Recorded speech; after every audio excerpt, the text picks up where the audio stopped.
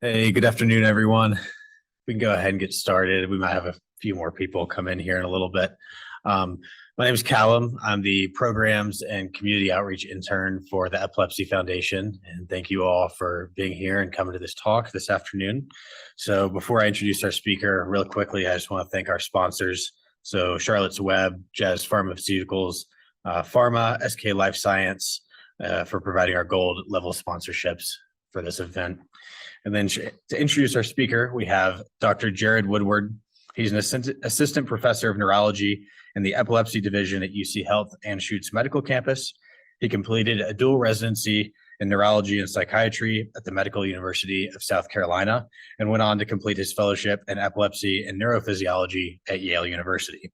He is double boarded by the ABPN in neurology and psychiatry, and now serves as the assistant director of the Non-Epileptic Seizure Clinic at UC Health. So I'll go ahead and turn over the podium to Dr. Woodward. Thank you.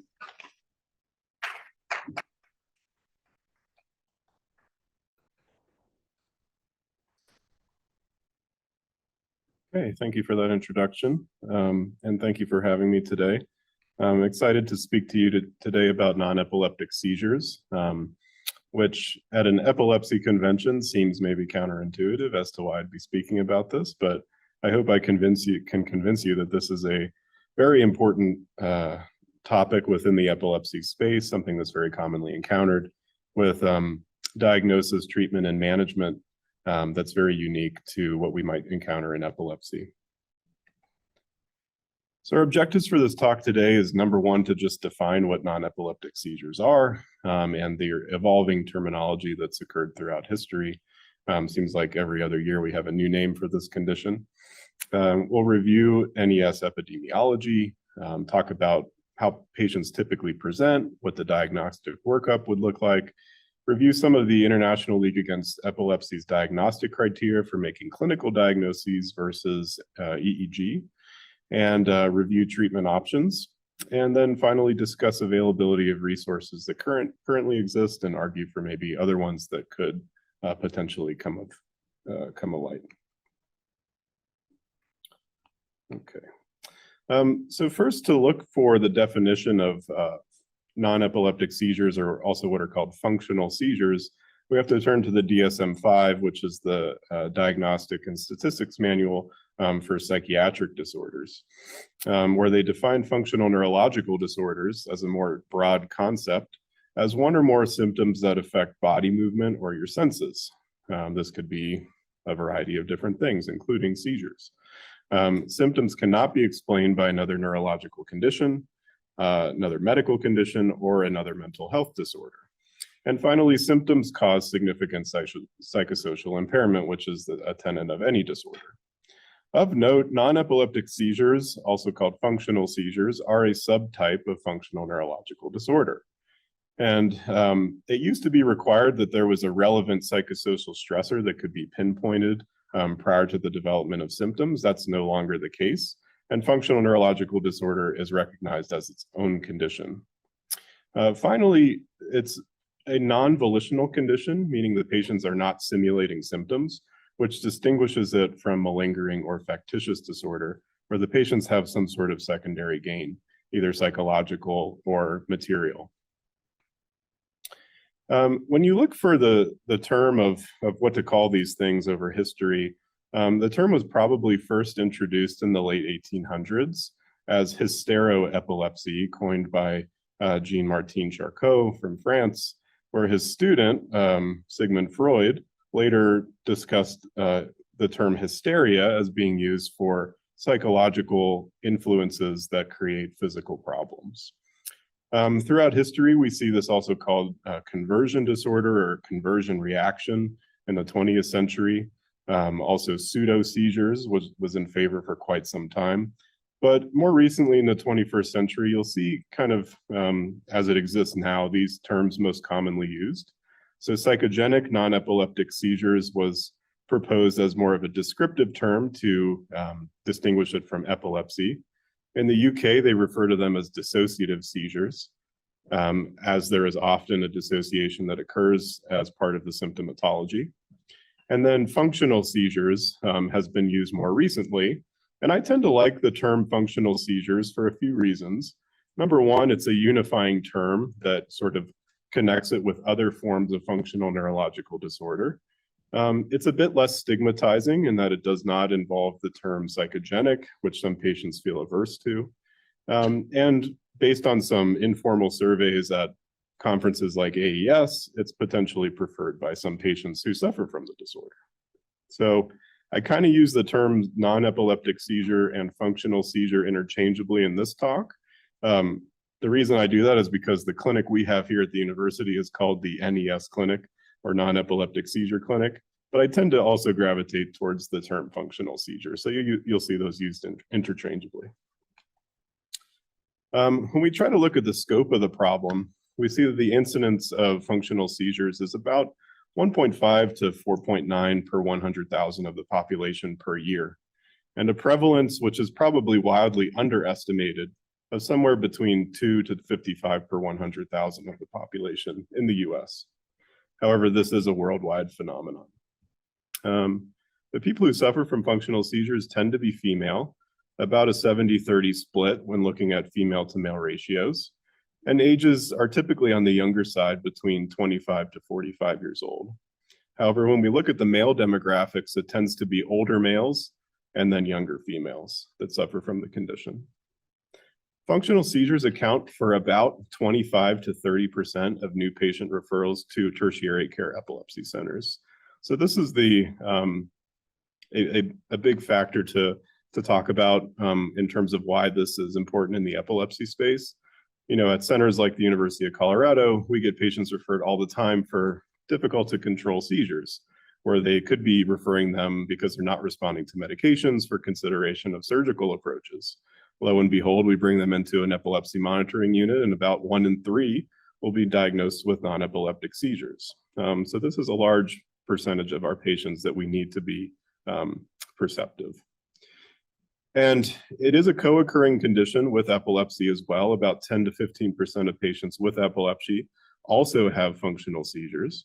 The percentage is much lower when you think of patients who have functional seizures who later are discovered to also have epilepsy.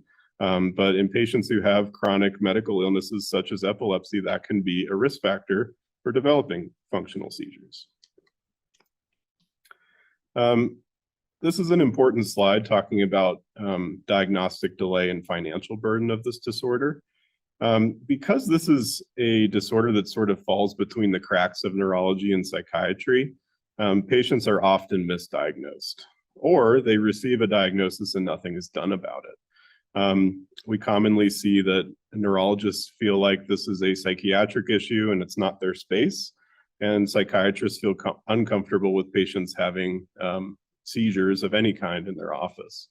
And so oftentimes diagnosis is either delayed or flat out denied for quite a long period of time, and patients kind of bounce around in the medical system without a clear diagnosis for an average of 7 years when looked at in one study. Treatment in ICU settings is staggering as well and tends to be comparable between patients with functional and epileptic seizures. One study that I saw showed that functional seizure patients end up in ICUs even more than epileptic patients for what looks like status epilepticus, receive lots of medications used to treat epilepsy, which can be sedating and have adverse reactions. And sometimes they can end up intubated and suffer adverse reactions from what we do to the patients when they end up there. Anti-seizure medications are commonly prescribed to patients who have functional seizures before proper diagnosis. And one study saw that they were patients with functional seizures were at least taking one anti-seizure medication at the time of diagnosis. This is also a big problem in terms of cost to the medical system. So patients often end up in emergency rooms, admitted to hospitals and in outpatient epilepsy clinics, with an average prior cost of diagnosis somewhere between $15,000 to $19,000.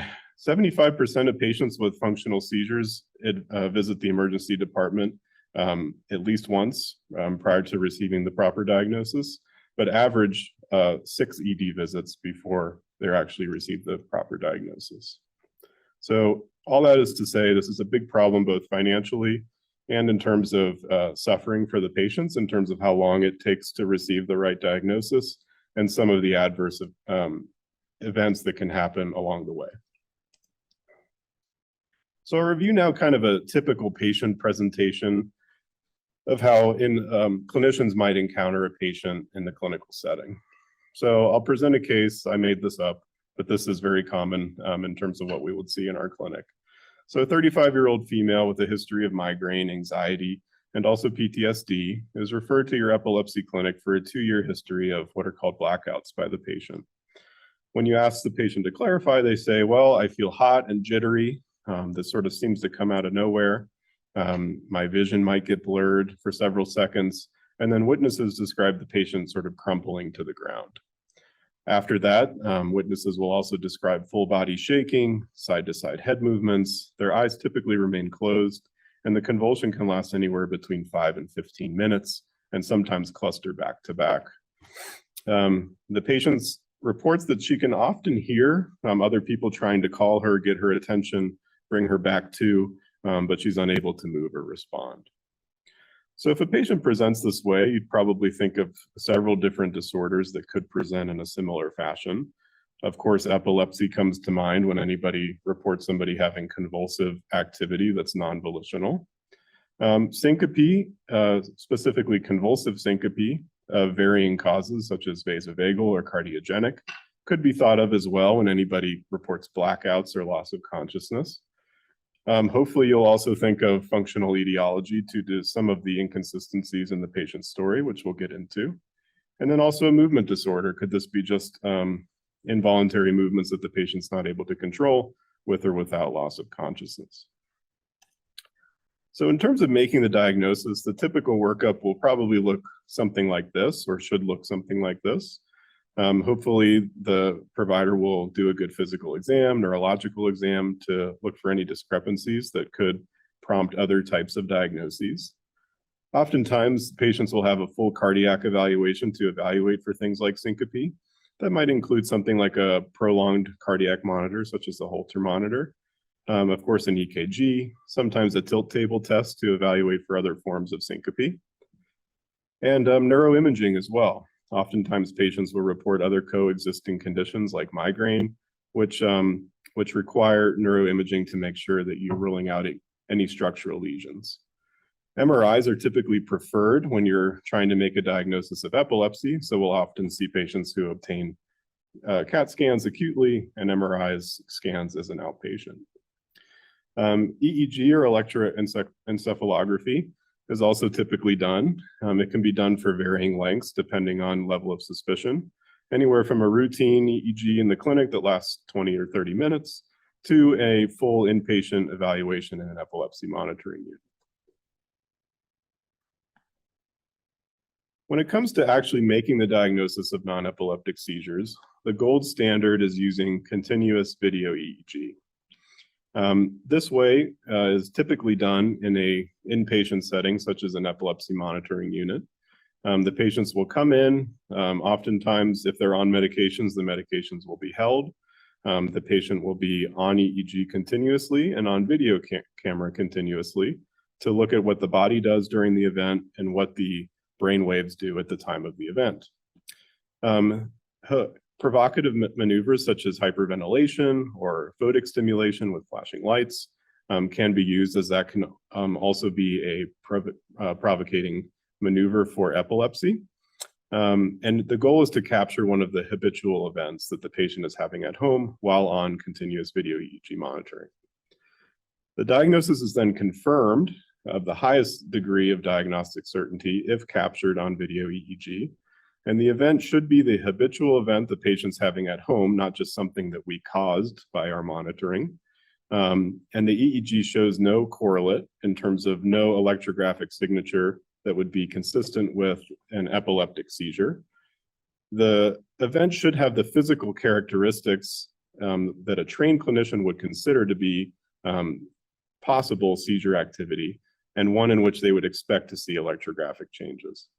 So all that is to say that if me as an epilepsy doctor is seeing a patient in the hospital, I want to know, number one, clinically, does this look like a seizure?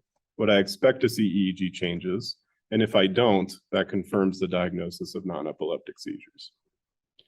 However, sometimes we don't get so lucky. Typically, patients come into the hospital and they stay anywhere from 3 to 5 days. Some places, depending on the institution, will monitor them for longer. However, sometimes the patient just says, look, I'm not going to have a seizure in this environment. It's so different from home. I'm just sitting in a bed the whole time. And so sometimes we don't get that gold standard of capturing it on video EEG. So what do we do in that case? Well, the International League Against Epilepsy, or ILAE, does have a PNES task force, which stands for Psychogenic Non-Epileptic Seizure Task Force. And they've suggested that there is a way to diagnose these patients clinically if you can't capture it on video EEG.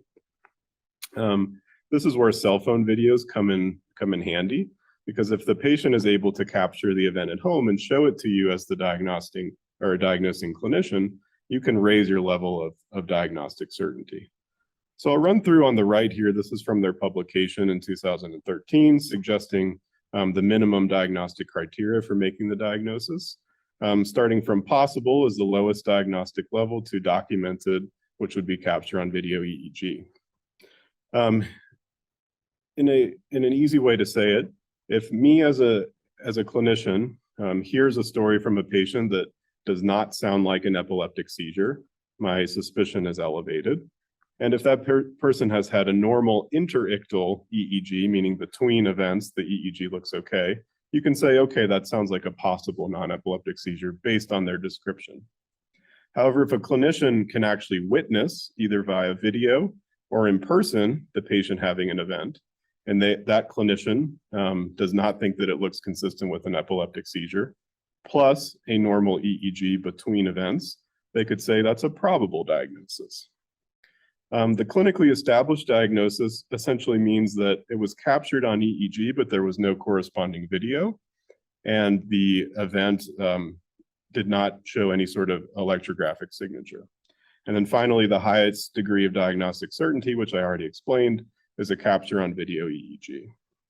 And so when patients are not able to be diagnosed in the hospital, oftentimes if you can either witness or see a video of the seizure, if you do not think it looks consistent with an epileptic seizure, you can make a probable diagnosis. And we currently are seeing patients in our clinic who only have a probable diagnosis, but I think that it gets around that issue of delaying care. And so patients who are waiting on average 7 years to get the proper diagnosis can be expedited into treatment with a probable diagnosis if other things have been excluded.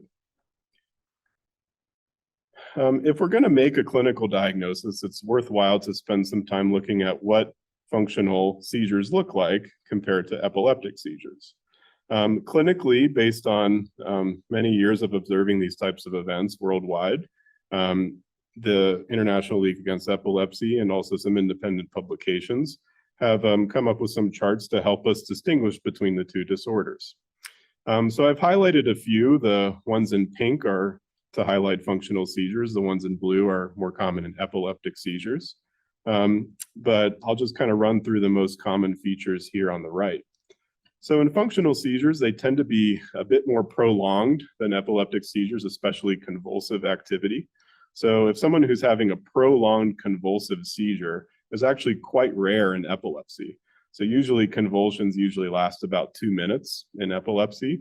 Ones that last longer than that, and some, like in the case that I presented, 5 to 15 minutes, would be very uncommon for an epileptic seizure.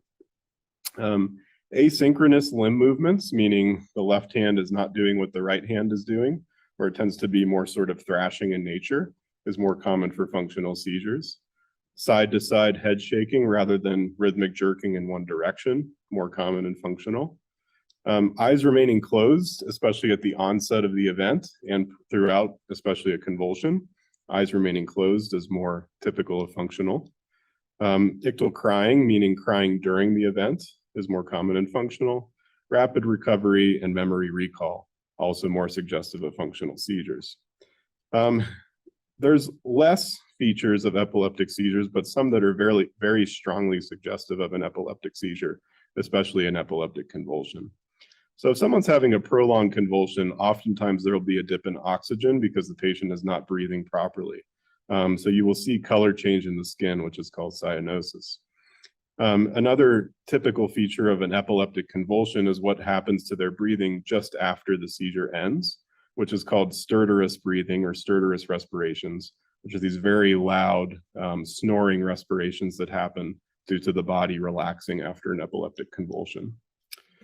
If you're able to record an event on EEG and you can confirm that the event happens out of a dead sleep, so out of stage 1 or stage 2 sleep, that would be very consistent with epilepsy, as functional seizures typically do not occur out of sleep.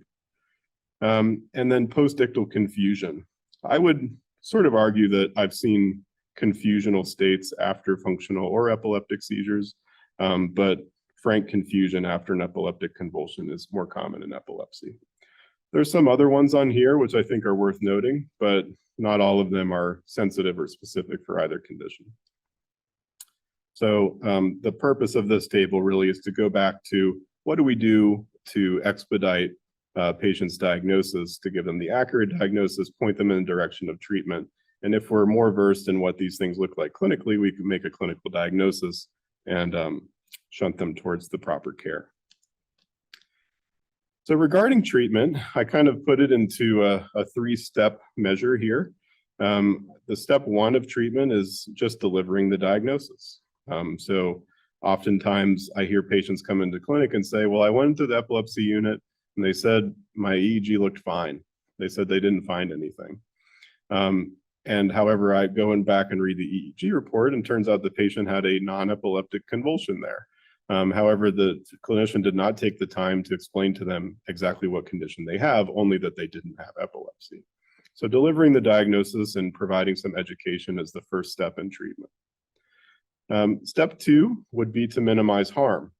And so as I mentioned before, patients often end up in acute care settings or on medicines that they don't need.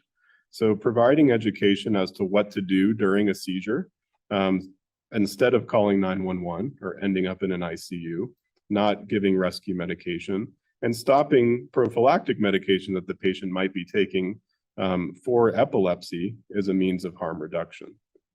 And then finally, step 3 would be referring them for evidence-based care, which is often referred to in the functional seizure literature as neurobehavioral treatment, such as cognitive behavioral therapy or others. And that would be our active intervention. Regarding delivery of the diagnosis, this is something that's sometimes tricky to do. And for any clinicians in the room, if you've had to have this discussion with the patient, oftentimes it can be kind of awkward. And that's because the patient has been sort of tied to maybe this diagnosis of epilepsy for a long time. Again, going back to that 7-year number, imagine having some sort of condition where you've been told one thing for 7 years, and then suddenly now a doctor's telling you something different. So I think that the way of delivering the diagnosis can vary from provider to provider, but there is some crucial information that I think should be relayed and has been shown to help with treatment adherence. So number 1, reinforcing the patient that this is a serious medical diagnosis. Sometimes clinicians will go in and say, great news, you don't have epilepsy, you just have non-epileptic seizures. However, when you look at the literature, non-epileptic seizures have very high levels of disability, equal to or maybe even higher than epilepsy in some cases. So I often say, great news, you don't have epilepsy, but bad news is you do have a pretty serious medical condition called non-epileptic seizures, and if untreated, can get worse and worse and lead to higher levels of disability. Delay in treatment and diagnosis and treatment can lead to poor outcomes. So this is important when you're discussing the patient, that you do feel confident in the diagnosis and that seeking external care, trying to find another doctor and another doctor to make a different diagnosis will just lead to poorer outcomes. And really committing to the diagnosis and giving them that level of diagnostic certainty can springboard them into proper treatment and have better outcomes. Functional seizures are involuntary. This is important to relate to the patient, that we don't think that you're faking this. This is different than malingering. Patients have often been told in emergency rooms and other settings that these are fake seizures, that they're doing it to themselves, it's all in their head. And that can be very damaging psychologically for patients to hear, where nobody seems to be taking them seriously. but telling them that this is an involuntary condition. We don't think you're faking this. This is a very real condition. It's just not epilepsy. Functional seizures are also not inherently dangerous to the brain. A lot of patients think that they should receive some sort of acute medical care if they're having a prolonged event because they're worried about, adverse events, right? I mean, if somebody's having a prolonged convulsion, that looks very serious. But the data shows that because there's no electrical changes occurring in the brain and patients do not stop breathing during these episodes, the risk of acute harm is actually very low. Anti-seizure medications are not indicated in this condition, and so stopping medications if you make a positive diagnosis is the best thing to do for patients. There have been some studies that have looked at medication alone for treating this condition, and they do not work to prevent functional seizures. There is treatment for functional seizures that involves neurobehavioral therapy. So a lot of patients think, well, considering you're diagnosing me now with essentially a mental health condition, you're saying there's nothing you can do for me. There's no pill, there's no other thing that you can do for me, so what's the point? However, reinforcing to the patient that there is a treatment intervention that can be effective can give the patient hope. A common question that comes up is, well, if it's not epilepsy, then what's happening in my brain? When it comes to what actually causes functional seizures, that's still out for debate. The exact etiology is not known. However, leading theories involve aberrant regional connectivity in different brain parts. So this is a figure out of a review paper by Pick et al. That sort of summarized some of the functional imaging and other neurological studies that had been done to look at functional seizures and other functional neurological disorders versus healthy brain controls. And it turns out that while the structure of the brain is intact and looks normal compared to controls, connectivity networks can be altered. Specifically, brain regions that control things like emotional processing can be hyperlinked to areas that involve inhibition and areas that involve motor control. So in these patients, the brain has kind of developed adaptive ways of coping with stress. And when emotional processing centers are hyperconnected to other brain regions, more so than healthy controls, that can create involuntary movements or other symptoms.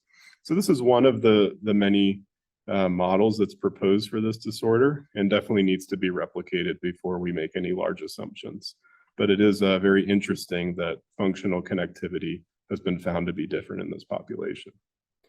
How I kind of bring that down to a basic level for patients is essentially saying that in patients whose brain have been chronically stressed or have experienced some trauma, we think that that's sort of a precipitating factor for the development of this condition.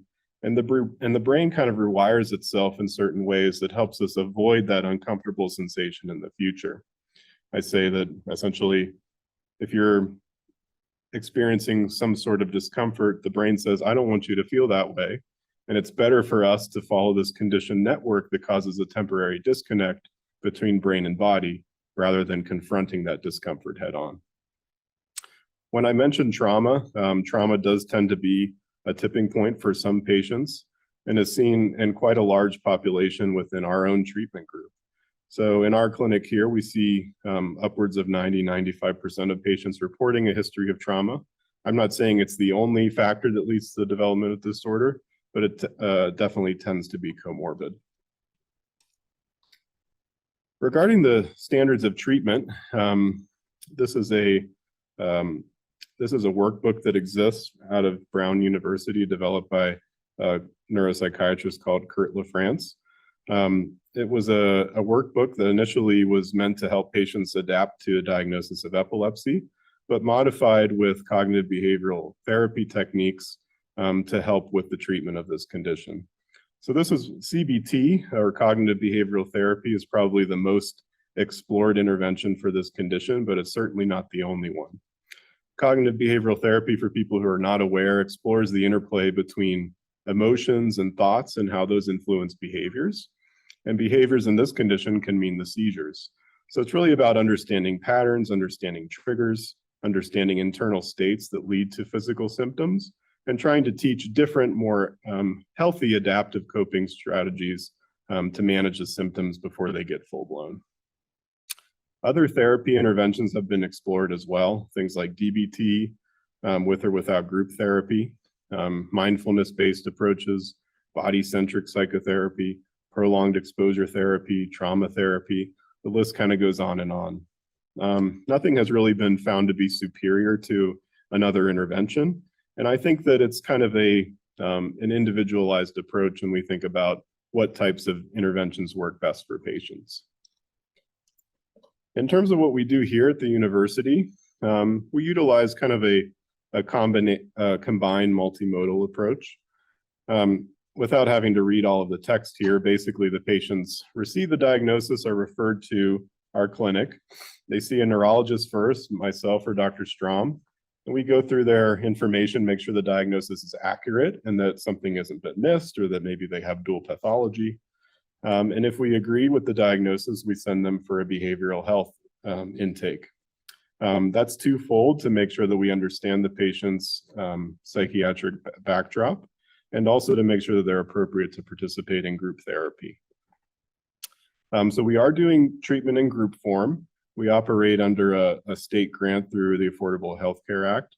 And the reason that we do that is because I've defined that this is quite a large problem. There aren't many treatment centers or individuals who know how to address it. And so to make the biggest impact, group therapy made the most sense. The actual treatment intervention is 18 weeks long. It starts with a 6-week group therapy utilizing mostly CBT techniques, and also involves a multifamily group to inform caregivers as well of the diagnosis. And then patients who are doing well and that we agree are appropriate to move on in treatment go into a 12-week group, which is run by our psychiatrist, that's more utilizing a psychodynamic approach, which is more thematically based processing groups rather than structured CBT. And so this provides 2 different forms of interventions for the patients, which can approach it from multiple ways. They get a follow-up at 3 and 6 months, and then a big part of what we do is connecting our patients with individual care.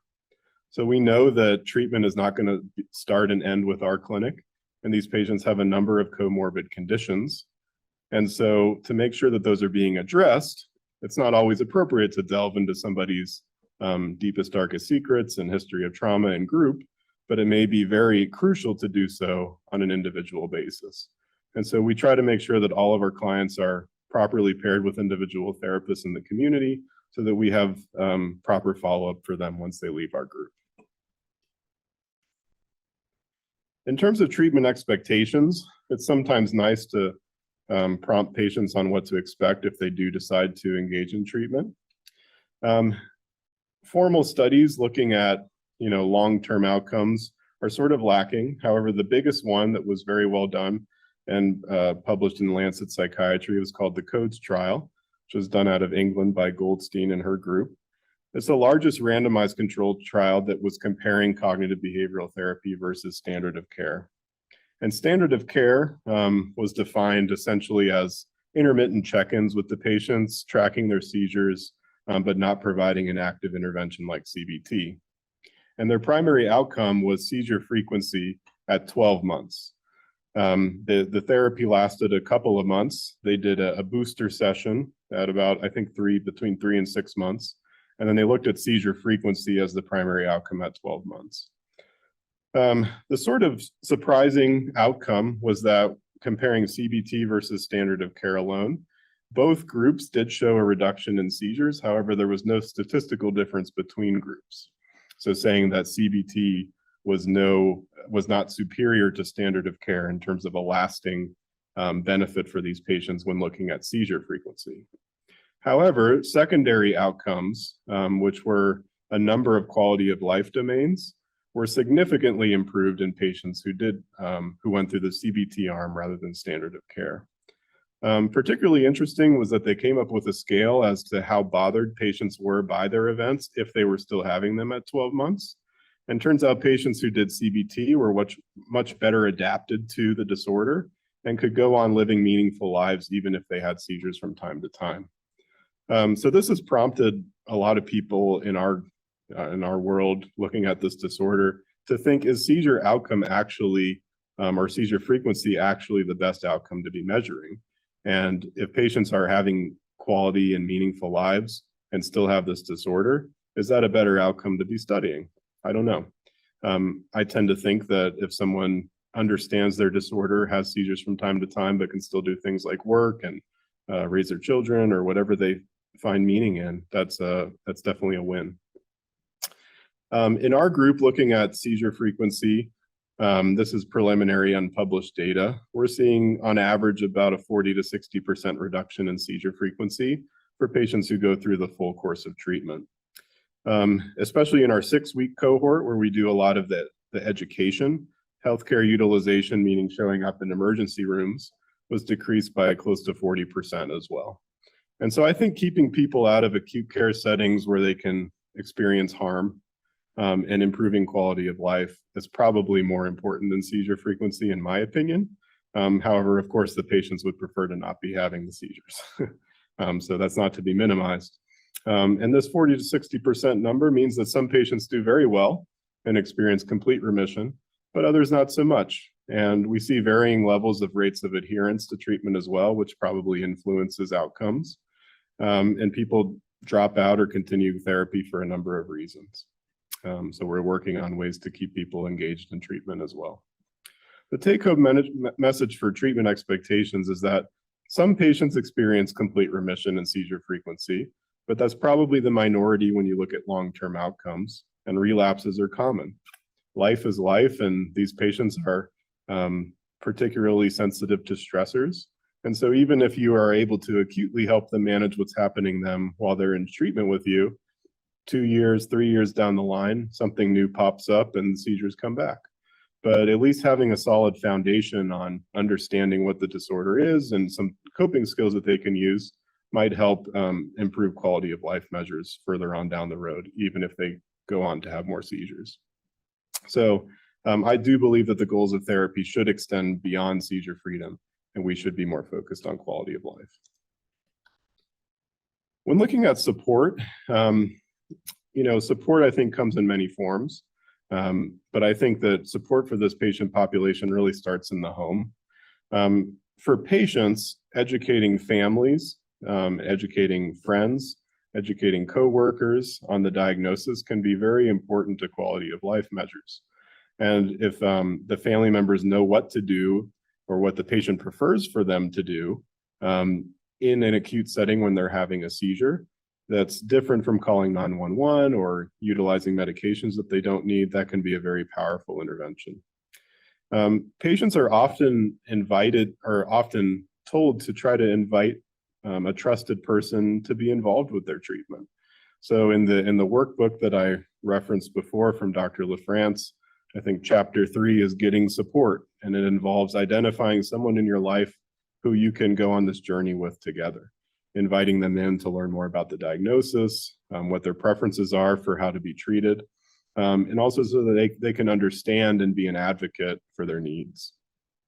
So identifying a support person is very important. And for that support person, understanding the patient's needs during and after seizures can be very important.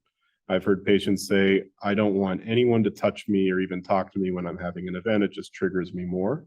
And I've had other patients that say, yeah, a cool rag on my neck or something like that really helps break the event. And so understanding patients' preferences can be very important. And developing an action plan, typically that does not involve calling 911, cannot be stressed enough. The unfortunate part of this is that the medical community is not well educated on this disorder, and an EMT shows up and treats this patient as if they're having a prolonged epileptic seizure. They end up in emergency rooms and ICUs and getting re-traumatized in the process. And then trying to learn the patient's triggers. So for that support person, the patient might say, I understand this to be my trigger, and you as a support person can help them avoid person, places, things that help bring on the condition and be an advocate for their treatment moving forward.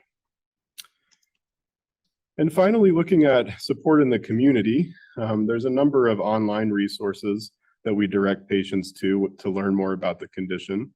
The number one is probably one called F&D Hope, which is essentially an advocacy group that looks at different forms of functional neurological disorders and helps connect them with resources in their community, and also has built-in support networks and other supportive avenues for these patients.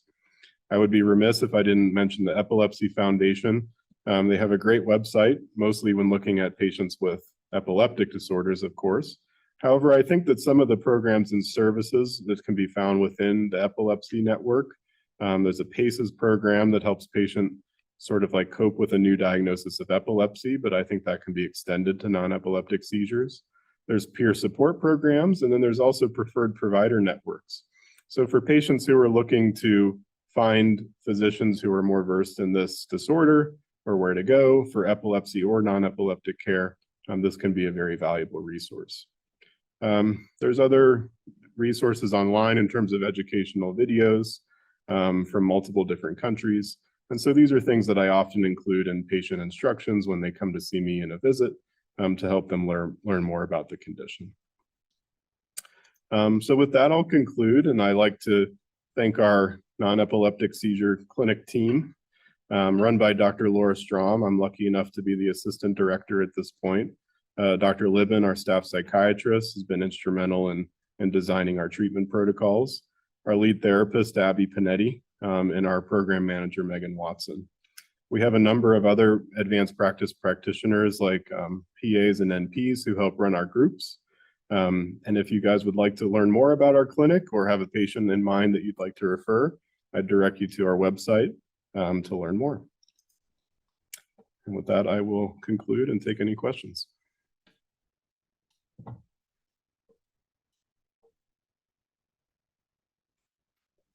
Thank you.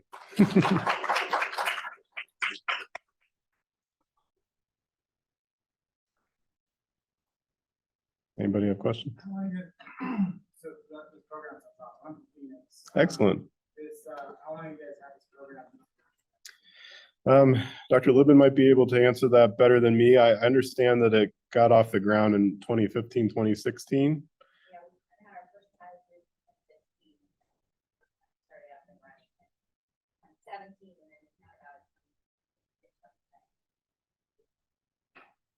Yeah. And we used to do treatment only in person. During COVID, everything went virtual. And because a lot of our patients don't drive, or I would say the majority don't drive, that remained a very popular option. And so we've kept our group therapies as a virtual group. So the patients, we see patients can be in a group, one person's in Wyoming, one person's in Southern Colorado. And so it's been really good to unify patients with the virtual care. When you make a diagnosis and then talk about treatment, you find a lot of things or how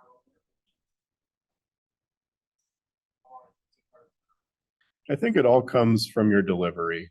And so getting back to that slide where I talked about what's important when delivering the diagnosis, I think if you're empathetic and you kind of walk them through your diagnostic workup in terms of how you were thinking about their care, we've excluded this, we've excluded this.